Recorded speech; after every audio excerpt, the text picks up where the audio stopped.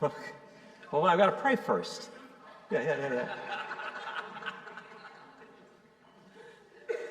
The Lord be with you. And let us pray. Gracious God, may your Spirit be among us as we gather at our annual meeting to hear some folks share their stories of the life here in our community. Be with us, and we pray that Lanny will agree to be clerk once more this annual meeting, and that Tad will nominate her. We ask your blessings on us as we gather through Christ, your Son and our Lord. Amen. So we're called to order. I kind of did that in my homily. In some way, shape, or form, I kind of opened the meeting in my homily, and then we have Eucharist, and then we gather now. There's canonical reasons for that, but so that if you want details, I'll tell you that later. But we do first need to elect a clerk to take minutes, and I know Lanny has offered, but we have to have someone nominate Lanny to do that. Dan, second. Sally, all in favor? Great, thank you. I'd just like to, one of the most significant things we do at an annual meeting, not the only significant thing, but the most significant is raise up folks to be new vestry members for a 3-year term.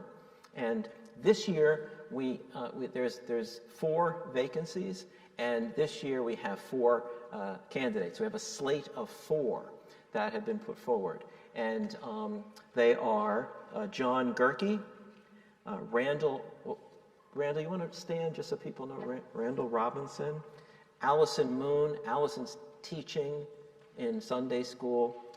John Gerke happens to be out of town. And then Carrie Hess. Carrie's here. Those 4 have been put forward as vestry members. And if there being no other nominees, I take a motion to close the nominations. If someone would like to move. Jerry, move. Seconded. All in favor? Aye. Thank you. Well, I'd like to present this slate to you for your affirmation. We don't need ballots, but we'll choose these 4 folks to be our new vestry members going forward. So all in favor, say aye. Aye. Any opposed? Any abstain? Well, welcome. Welcome our new vestry folks. Well,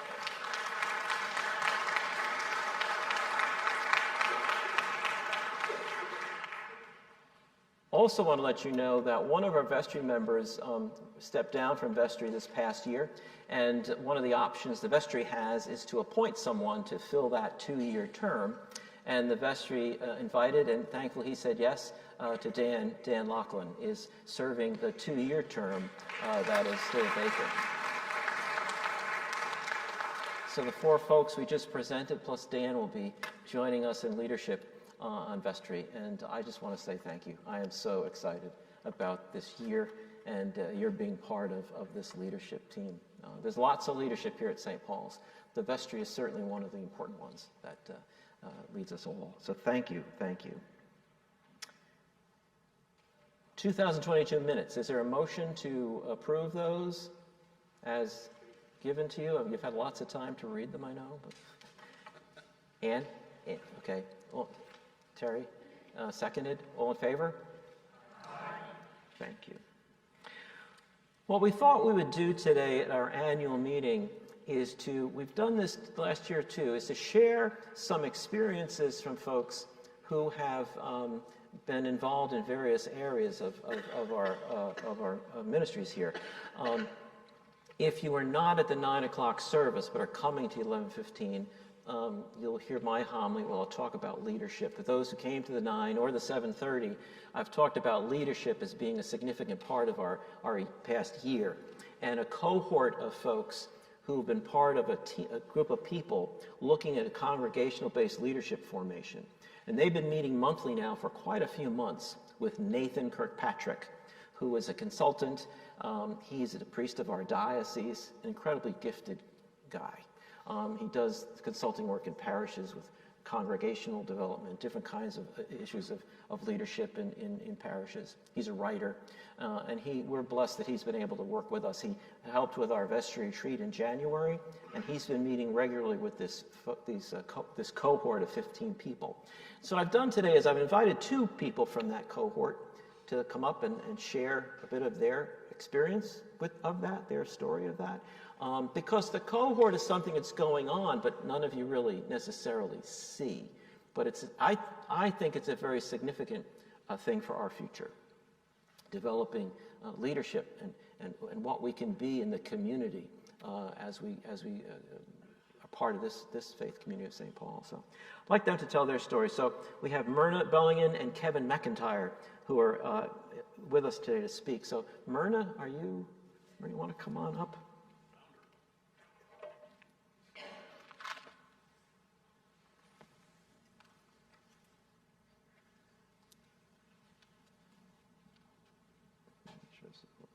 You good? You can use this if you like. Hi, guys. Oh, this is scary. Okay, hi, good morning. I am Myrna Belingon, mother to Kayla and Caitlin. And as my husband always says, I am Tom's bitter half.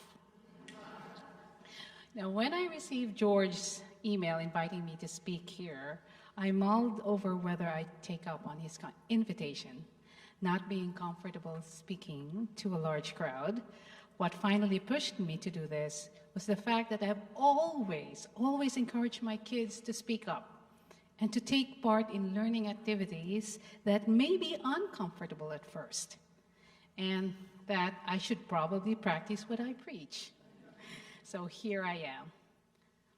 My family and I have been parishioners for almost 17 years now, exactly the same age as my daughter Caitlin. I was pregnant with her when we moved here from New Jersey. Back when we were looking for a home church, we didn't realize what a great gift it was when we stepped into St. Paul's. You see, Tom and I grew up in church. Myself, a Roman Catholic, and Tom, an Episcopalian. We were both members of our respective church choirs when we were young, and we wanted our kids to experience the same. To experience the joy of serving through song with friends that you make along the way. We shuttled between St. Michael's and St. Paul's in those few months in Cary, but St. Paul's welcoming culture won us over. From the time we were handed bread by a parishioner, now gone, and we do remember that bread, it was really very tasty. And to this very day, the ties that bind us to this church have gone stronger. So much so that a couple of months ago, we were thrilled to learn that Julia McGee, a youth here in St. Paul's a few years back, will serve a community close to our hearts. My husband's small town back in the Philippines, a town named Sagada. Julia, as part of the Episcopal Service Corps, is now teaching at Tom's High School, interacting with relatives we don't see often. It was beyond our imagination that St. Paul's, in a way, is touching lives in a place where Tom was born, where he grew up, where I had wonderful memories as a child, and where we got married. What a gift, indeed. Now, talking about gifts, it was an honor when I was invited to be in the first batch of attendees to the leadership formation here at St. Paul's. However, I wasn't sure why George thought I'd be a good fit. Did he see something I didn't? But then I remembered a homily he gave once when he said that we are all leaders. The things we do, the decisions we make, shape this community around us in one way or another. Well, okay then, maybe I am a leader.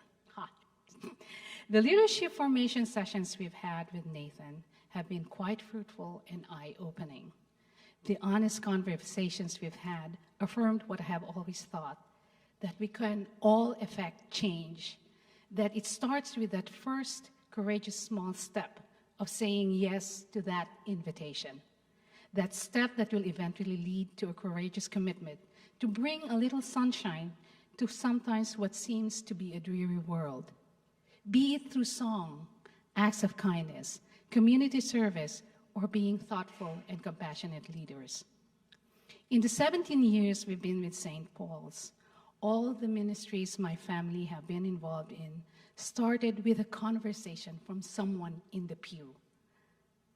I clearly remember Sheila asking me if I wanted to join the fellowship committee, David Hatch asking me to serve as volunteer coordinator for WIN, now Family Promise, and Melanie, as she sat across us at newcomers lunch, asking Tom if he wanted to help with facility maintenance in this church.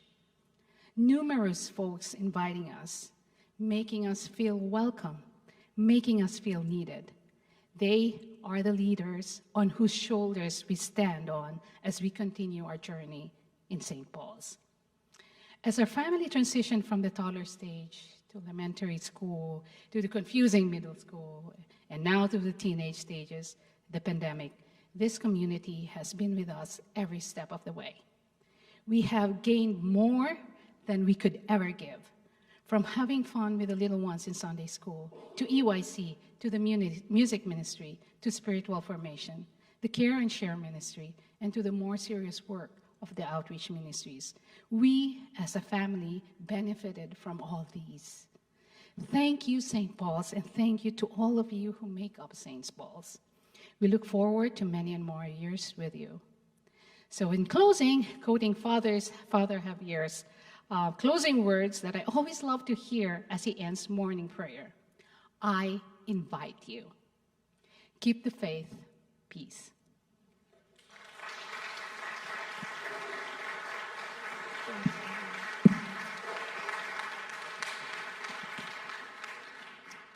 Kevin McIntire. Thank you. Good morning. That was great, Myrna. That was fantastic. So one of the committees that I serve on, the Outreach Support Team, the OST. You want the mic a little bit higher? Okay. So the OST, and so one of the things that we do is I kind of like to think of it as a think tank for outreach ministries here at St. Paul's. What makes a good outreach ministry? What makes an unhealthy outreach ministry? Not necessarily in the work that they do, but in how it's run. That's one of the things we've been thinking about and discussing over the last couple of years, actually. It's kind of been this slow kind of burn. And ministries always need volunteers. They always need people to come in and lead. And we all know, if you're in this room, chances are you've been at coffee hour or in the narthex or somebody, and somebody comes up to you and has a look in their eye, and you know what they're going to ask. You're about to be asked to serve on a committee or to come out and volunteer. We all know that feeling, and we're just going through the list of, oh, okay, well, if I rearrange this and I do this and I do this and I do this, then we can make it work. Ministry should not be a burden. There is a way of doing things that enhance what you already bring to St. Paul's.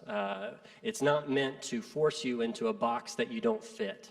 And so that's one of the things that this leadership cohort that we've been a part of has kind of taught me, and how to lean into those things that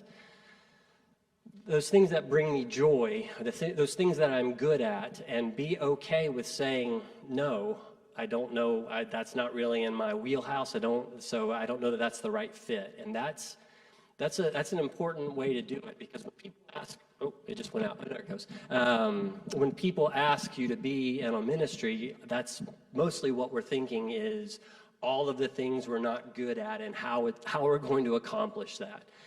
And that's one of the things that we're kind of discussing in OST, is how we can talk and work with other ministries, the ministries at St. Paul's, in how to develop a good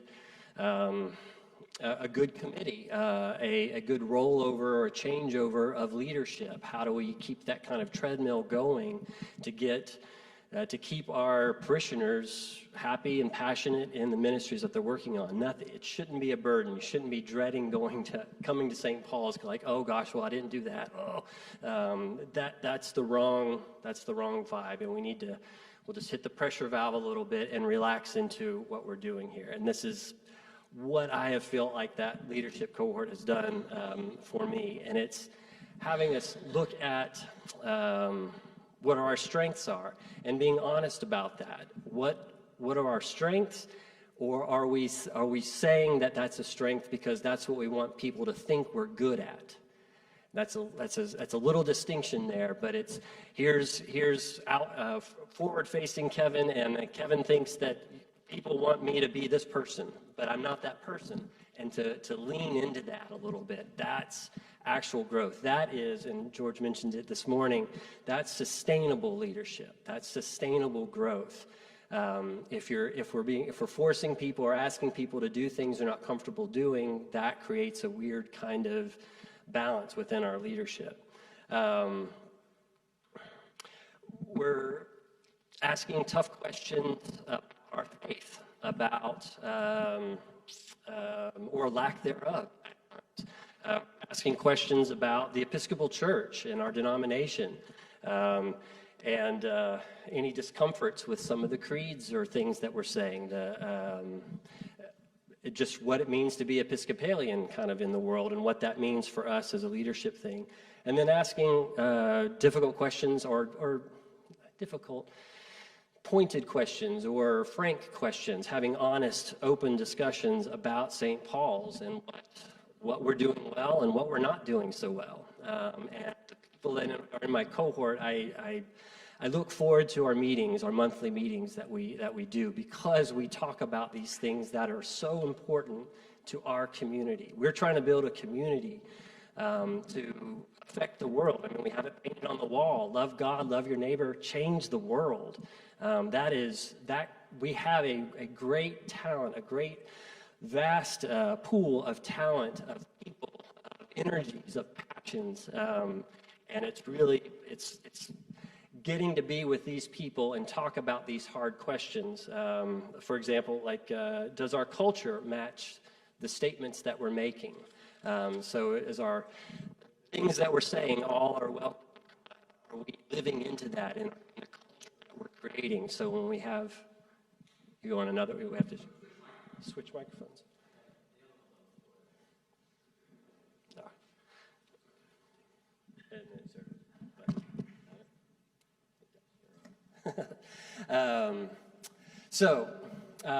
Who is this for? This kind of leadership cohort, if any of it has piqued any interest at all. It's for anyone who wants to get more involved, but not quite sure what the best use of your time would be. Maybe you're already involved, but maybe you want a little more focus. You want to define your focus a little bit. You're doing a bunch of things, and it's like, this doesn't quite feel right, but it's for those people. It's for those people who are overcommitted at our church, who need a break, need to pull back, and want to figure out how best to do that.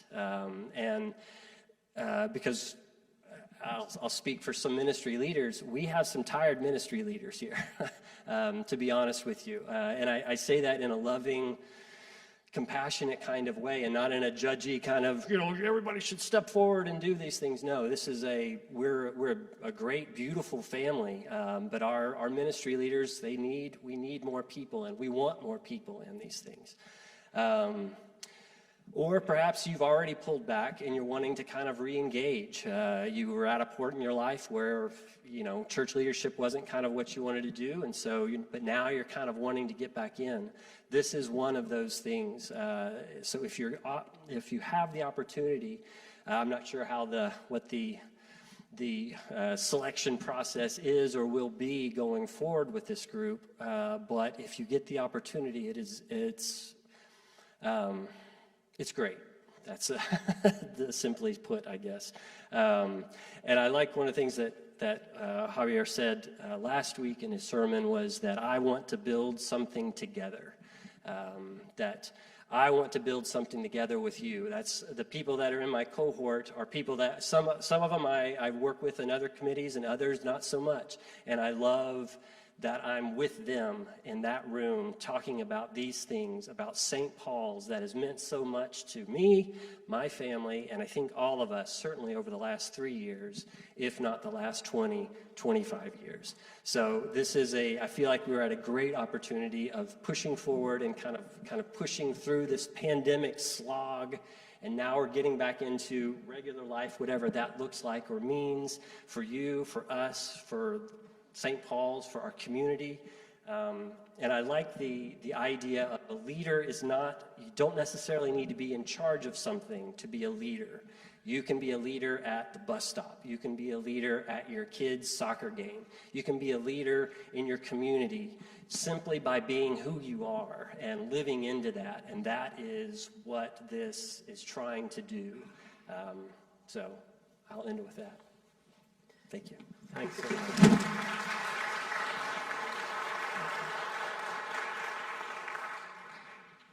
I just want to thank Myrna and Kevin for sharing those experiences. And also want to speak about stewardship. And I just want to say I've had a great time working with Lauren and James Campbell and Randall Robinson. And Farley Lord has served as kind of a helper consultant with us. I'm so excited that you guys have stepped forward to do this, and it's been a great joy working with you. And I'd just like to invite Lauren to come up and talk a little bit about that, the stewardship and the work that we've been doing.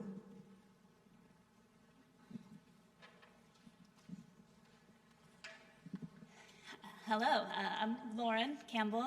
My husband James and my 2 daughters and I have lived here in Cary since 2016, so we've been members of St. Paul's. I've been looking forward to the opportunity George has given me to talk about this experience that Randall and James and I have gone through in the last several months. So this summer, before George invited me to join the committee, I was at Barnes & Noble with my daughters, which is their favorite place. And I was looking for a new summer read. And I picked up a novel called Everyone in This Room Will One Day Be Dead by Emily Austen. And I'd seen the book before. We go to Barnes & Noble often. I'd seen it before, and I'd chuckled before about the title, and I decided I was going to read it. And I knew I was in for something interesting when I was checking out, and the cashier, who seemed like an interesting person, told me that it was one of her favorite books of all time. So the story follows the main character is a woman named Gilda, who introduces herself to the reader as a 27-year-old atheist lesbian. And she's in a terrible time of her life. Her life is kind of in shambles. And she's having severe panic attacks, and she's frequently taking herself to the hospital. But she's completely broke. And so she's in search of help, and she decides to go to her local Catholic church, which is offering free counseling services. But when she gets to the church, she's confused as an applicant for the receptionist. And so instead of getting free counseling services, she's given a job as the receptionist of the Catholic church. And such begins her kind of dark humor, very touching journey of figuring out how to take care of herself and figuring out how to build community. And she even tries to help solve a murder. It's a very exciting journey. It was a great read, and that was kind of where I was, what I was doing when I was asked to be part of this stewardship journey. A quick flashback. In 2014, I was finishing up what was at the time my worst year of my life, still the worst year of my life. And at that very low, that very sad time, I was looking for something that would help me find a sense of comfort, a safe place to be. And I had a good friend who invited me to come to her church. It was an Episcopal church in Arlington, Virginia. And I was very reluctant. I was very skeptical. I'd never gone to an Episcopal church. But she promised me that even though I didn't know anything about the tradition and I didn't think I believed in God at all, that it was a place that I could come that was beautiful and that it was a safe community and that I could find peace. And she was right. She was right. So even though I felt uncomfortable, and even though I felt like an imposter, I settled in, and I found my community. I found my people. I didn't get emotional at all when I practiced. Sorry. but being part of this community is what helped me heal and what helped me find joy in moving forward. In 2016, I left that community when we moved here to North Carolina, and I started over here at St. Paul's. And it was different. It took me a little while to settle in, but I remembered how worth it had been to become part of a community. And so I did that here. I dove in. I joined different fellowships when I was asked, people approach with a look in their eye. I tried hard to say yes, and I slowly made great friends. I became part of the fabric of the work that we do here at St. Paul's. So in the book that I read, where Gilda was so aware, just very exhaustingly, overwhelmingly aware of how fleeting and unfair life can be, I've had that vibe that's resonated with me before. I remember being in that time when I read the book, I was able to nod along and feel that sense of hopelessness or that sense of pain. But I've also experienced the thing that can help us through. It's the same thing that helped Gilda. It's the same thing that's helped me. So I won't spoil the book in case you want to read it, but she does find her way, and she gets this connection to community and to service that can be the weight that you tether your life to when you feel adrift. And at St. Paul's, we invest in that kind of community and in that kind of service. And so we bring people together and we lift people up. People deliver meals, people build homes, people welcome refugees, we provide cars, we fix roofs, we buy goats. There's stitching and baking and singing that are all the way that we come together to build a community that makes everyone better, that makes us better. So I've served in the fall stewardship committee with Randall and with James, with that sense of being able to build something that is part of what's helped save me and what I know helps everyone who becomes part of it. And so I've been so proud. I've learned more in my time in this ministry about all of the things that happen here, all of the different things that everyone does, all of the different outreach ministries and acts of service, and I'm proud to be part of it. And we are doing things at St. Paul's that are accessible, that we can actually do, that make a difference, and they make the world a better place. So the stewardship campaign, very tactically, is us asking for money. George talked about it very kind of all the specific goals in his homily earlier, the number of families that we would love to have involved in pledging, our goal of 325 families, the fact that we are looking to increase the budget for what we do, we have 10% increase next year. And sometimes asking for the money that does that feels awkward. When George first approached me, I thought, I really believe in what we do here, and I'm going to keep being part of it, but let's not talk about the money. But it's not just about the money. I mean, the money is a thing that makes it work. But the thing I've really come to learn and that I want to share is that stewardship is much bigger than that. It's facilitated by what we give, but it is the way that we grow St. Paul's. It is the way that we weave together this community of important change. And it comes from this place. It comes from faith, or sometimes it comes from hope. Or sometimes it even comes from fear that the world is so bad and so scary, we just wish there was something that we could do that would make us feel better about it. And it is all of those things for different phases of the journey that you're in. So whether you feel like Gilda, who's an imposter, who doesn't really know why she's here, but is looking for a thing to grab onto, or whether you're moving yourself through that journey, or whether you've tiredly been leading a ministry for many, many years, stewardship is the thing that we all do to make ourselves safe and have a beautiful place and a peaceful place where we can have community that makes a difference. And you've all been that for me, and I appreciate it, and thank you for all that you do.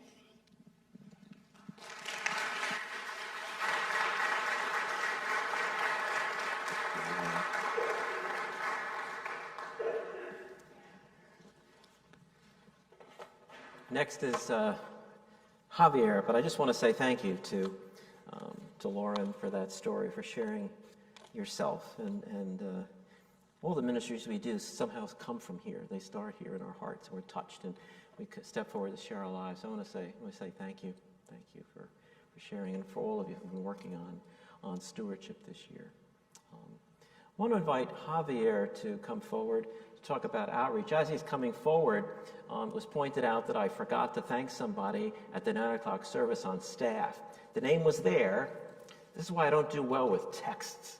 But Jeff Kager, our facility manager, he gets special mention because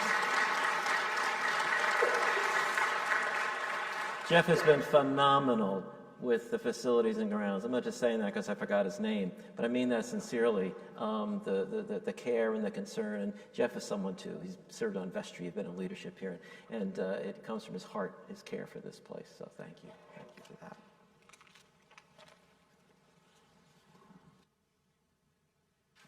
Good Lord, it's hard to follow all these things. I feel as though everybody brought up a piece of the puzzle, a piece of the picture that makes up the life of St. Paul's.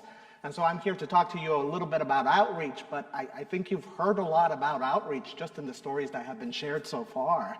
You've heard a lot about what it means to do this together, because it's never a one-person show. It's what we do collectively.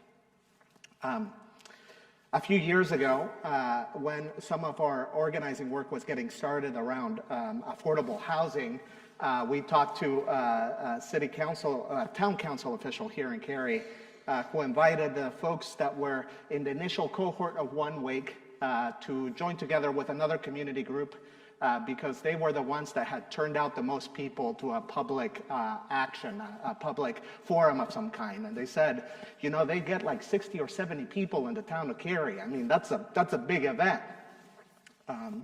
About 4 years ago, when we had our first public action in the town of Cary, we had 450.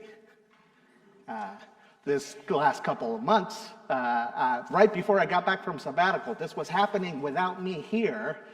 We pledged about 400 people to another action in the town of Cary. We got about 600 at Greenwood Forest Baptist Church. This work is collective in nature, and it is the practice of showing up consistently and persistently over time to do the work that we have given to do.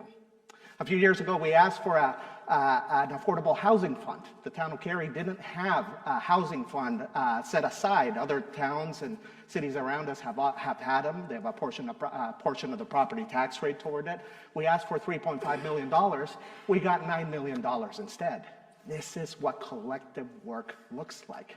And it goes beyond what we do here. It happens when we partner with people from across our community, not just here, but across the various communities that form a part of Cary and form a part of what we call our community at large, Wake County here. So I am just here to tell you I'm grateful to have been with you for the last 7 years to see how outreach has grown beyond what we do here, to partner with people we don't usually partner with, to think about, imagine what that would look like. And that's just one of those ministries.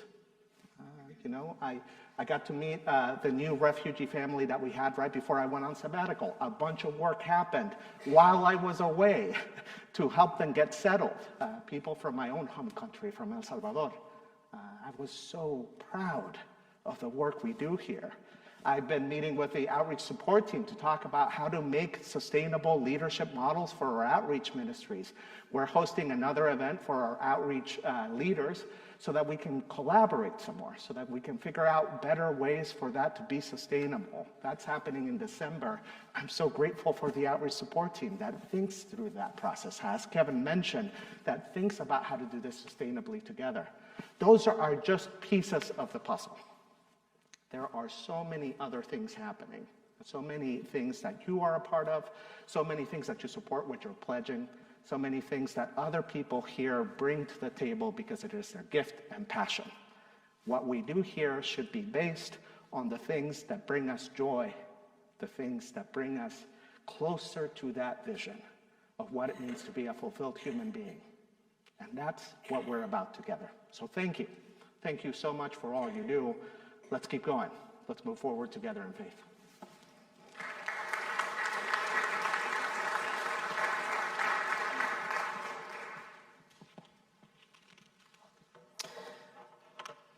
We had, as I mentioned in my homily at the 9 o'clock service, a wonderful celebration with Melanie as she moves towards retiring at the end of the year. And Melanie's here right now, and I just wanted to acknowledge her being here and all the work she's done, and just give her a thanks and a round of applause for all that she's done for St. Paul.